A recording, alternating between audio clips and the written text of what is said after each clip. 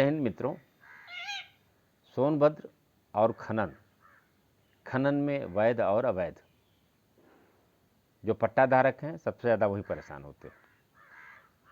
कोई शिकायत होती है सबसे पहले जांच उन्हीं की होती है। उनकी क्या जांच होगी? जो अवैध हैं उनका कहीं कोई लिखा पढ़ी नहीं, कोई कागजात नहीं, कोई जिम्मेदारी नहीं, टोटल काम उनका गठजोड़ से ही होना है। ऐसी स्थिति में हम आज उस स्थान की चर्चा करने जा रहे हैं जहां पर लाखों रुपए के राजस्व की चोरी की गई है। सूक्ष्मता से छानबीन की जाएगी तो छोटी मछलियों के साथ बड़ी मछलियां भी पकड़ में आ सकती हैं।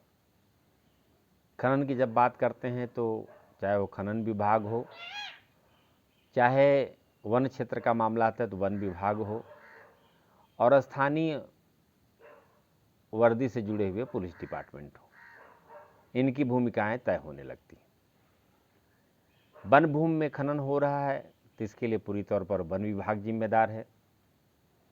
खनन विभाग जांच पड़ताल करेगा, तब कार्रवाई करेगा। यह भी हो सकता है वो कहे मुझे खबर ही नहीं है। जहां गठजोड़ होगा तो वहां खबर होने के बावजूद भी तो जो जिम्मेदार है वो बेखबर की ही बात करेंगे। आश्चर्य तब होता है कि जब जहां पर थाने हो, चौकी हो, उसके आसपास के क्षेत्रों में बड़े पैमाने पर गलत कार्य हो रहे हैं। क्या उनको नहीं पता? जबकि चाची कला, चाहे कौन हो, चाहे तरिया रेंज हो, या यहाँ से हम लेते हैं झारखंड के बॉर्डर तक या बिहार के बॉर्डर तक, यह कभी अति संवेदनशील एरिया रही है। और जब अति संवेदनशील रही है तो उस एरिया में न तो अवैध खनन हुए, न तो जंगलों के अवैध कटान हुए। और जब अति संवेदनशीलता से बाहर निकला तो जो जिम्मेदार लोग हैं उन लोगों के सह पर यह दोनों काम बड़े पैमाने पर हो रहे हैं।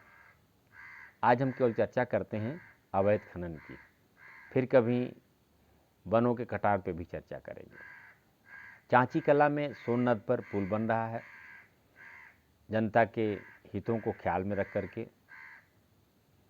और उस पुल के निकट ही सोन नद के पेट में बड़े पैमाने पर अवैध खनन हो रहा है। शाम होते ही धड़धड़ाती हुई बड़ी बड़ी मशीनें वहाँ प्रवेश कर जाती हैं और अवैध खनन शुरू हो जाता है। लोडिंग जेसीबी से और ढुलाई के काम में ट्रक और टिपर के इस्तेमाल किए जाते हैं। हम क्या मान लें कि जिम्मेदारों को इसकी खबर नहीं है? और जैसे ही कुछ लोगों ने वहाँ जा कर के दिन के उजाले में वीडियो बनाया और जिम्मेदार जो लोग अवैध खनन में लिप्त हैं उन लोगों ने मशीनों के माध्यम से वो जो बड़े बड़े गड्ढे थे उसको पाटने का प्रयास किया। ऐसी भी सूचना हमारे पास आई है। सामाजिक कार्यकर्ता सुनील त्रिपाठी हैं जो सदैव अवैध खनन और वनों के कटान के खिलाफ में आवाज़ उठाते रहे। पर्यावरण से उनका अत्यंत निकट का लगाव है। वे पहुंचते तो देखते क्या है कि बड़े स्तर पर बड़ी मात्रा में बालू का अवैध खनन हुआ है, और वहां से निकट ही पुलिस चौकी है। उनका तो यह भी कहना है कि इस अवैध खनन से जो निर्माणाधीन पुल है उसको भी खतरा हो सकता है।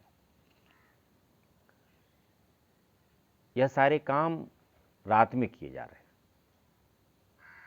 सूर्यास्त होते ही बड़ी बड़ी मशीनें, जेसीबी, टिपर इत्यादि सब जुट जाती हैं और रात भर धुआंधार अवैध का काम करती हैं, और सुबह होते ही फिर काम ठप हो जाता है। लेकिन जो साक्ष्य प्रमाण मौके पर हैं, ये बड़े बड़े गड्ढे आसानी से नहीं हो सकते, या मशीनों से ही हो सकता है। किसके सह पे हो रहा है? क्या लोगों को नहीं पता है कि इसकी सूचना प्रदेश सरकार तक पहुंच सकती है? उत्तर प्रदेश के यशस्वी मुख्यमंत्री योगी आदित्यनाथ जी तक पहुंच सकती है? क्या कोई बचेगा? क्यों इस तरह की कार्रवाई की जाती है? वर्तमान में सोनभद्र जनपद के जो जिलाधिकारी हैं वे भी ईमानदार हैं। यह हमें आम जनता से पता लगा है कि जो लोग भी उनसे मिलने जाते हैं वे उनकी शिकायतों का प्राथमिकता के आधार पर निपटारा कर रहे हैं। इसके पीछे और कोई दूसरा कारण नहीं है। नायक हो सकते हैं सोनभद्र जनपद के विकास के लिए। इसके पहले के लोगों की चर्चा करना यहाँ पर मुझे लगता है कि जनता के हित में नहीं। प्रदेश का मुखिया ईमानदार है,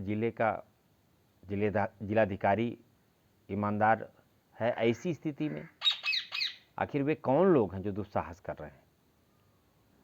सैकड़ों करोड़ रुपए के पुल चाची कला में बनाया जा रहा है और उसके आसपास ही अवैध खनन, बालू का अवैध खनन, बगल में ही पत्थर का अवैध खनन, मोरंग का अवैध खनन किसके सर पे हो रहा है? इसकी आवाज़ कहाँ दब जा रही? क्या लोगों को पता नहीं है? बड़े पैमाने पर किए जा रहे गलत कार्यों की जानकारी स्थानीय लोगों को नहीं है तो यह कैसे कहा जा सकता है? हम यहाँ पर ज़्यादा कुछ बात नहीं करेंगे, लेकिन इतना हम जानते हैं जो गलत कर रहे हैं न करें, क्योंकि योगी आदित्यनाथ जी की सरकार में वे बचने वाले नहीं हैं। जरूर उस पर कार्रवाई होगी। हम आपको दिखाते हैं उसके आसपास के वीडियो। सामाजिक कार्यकर्ता सुनील त्रिपाठी मौके पर पहुंचे थे, उन्होंने वीडियो बनाई और उनकी हम माने तो लाखों रुपए के राजस्व की क्षति हुई है, जिसकी भरपाई नहीं हो सकती। हम चलते हैं वीडियो की तरफ, आप देखें और सोनभद्र के हक में जो भी हो सके उचित वह अपने स्तर से जरूर करें। एकदम पूरा ये जेसीबी का टायर है, बगल में देख लीजिए।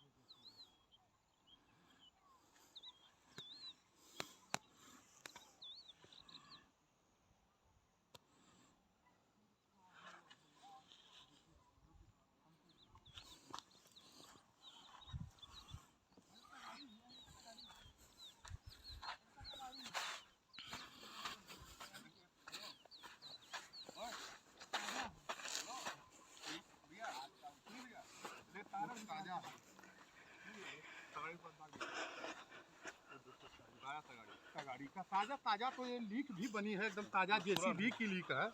हाँ, ये देखिए जेसीबी की लीक है, सब जेसीबी। देखिए उधर देखिए आगे, यहाँ आग तापते हैं लोग रात में खनन के दौरान। ये ताजा है, एकदम परफेक्ट है, आज रात का ताजा है। देख लीजिए, आज क्या तारीख है? 5 तारीख है। ये 4 तारीख के रात का है। देखिए सामने पूरा, मतलब 100 मीटर दूरी पर पुल है। पुल पर भी खनन माफिया कतरा बन गए हैं। करोड़ों रुपए का ये पुल बन रहा है। जाहिर सी बात है कि ये पुल भी फिर यही इसी बालू को बनता होगा। अब ये तो नहीं कह सकते हैं कि, लेकिन फिर भी ये इस पुल को खतरा है कि नहीं? हाँ, ये खनन इस तरह से हो रहा है तो ये पुल को भी खतरा है। लोकेशन पर लो साहब। यह है जेसीबी के टायरों के निशान। ये जेसीबी के टायरों के निशान हैं, वो वाहन के निशान हैं। ये लाद के अंतिम समय में जेसीबी निकली है। ये जेसीबी के टायरों के निशान हैं। वन विभाग के फॉरेस्ट गार्ड, यहाँ के स्थानीय लोगों का कहना है कि वन विभाग का फॉरेस्ट गार्ड मनोज और बस मनोज और वाचर वसूली करते हैं।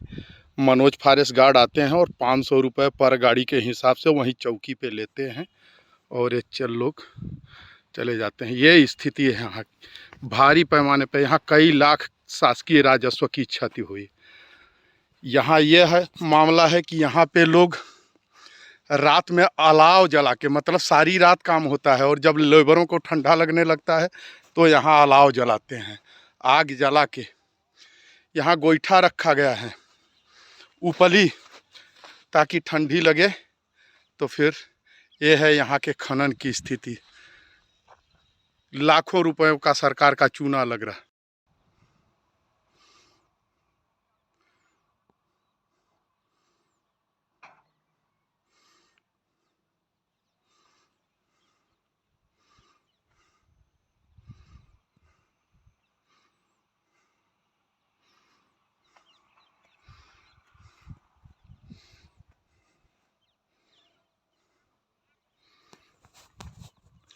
यहाँ रात में बाकायदा जेसीबी और टीपर से कोन रेंज है ओबरा वन प्रभाग का, ठीक सेतु निगम का जो पुल बन रहा है उसके नीचे यहाँ बाकायदा रात में वन विभाग की मिली भगत से, प्रशासन की मिली भगत से, यहाँ के स्थानीय थाना की मिली भगत से, चौकी की मिली भगत से यहाँ सारी रात जेसीबी से और टीपर से होता है अवैध खनन।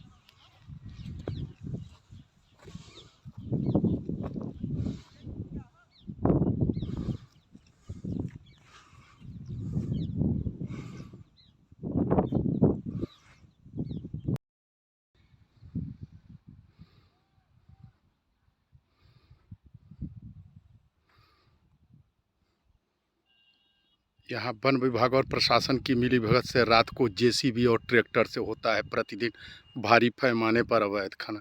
यहाँ के स्थानीय लोगों का कहना है कि शाम से ही सूर्यास्त के बाद अंधेरा होते ही यहाँ पे जो है टिपर लोड होने लगती हैं।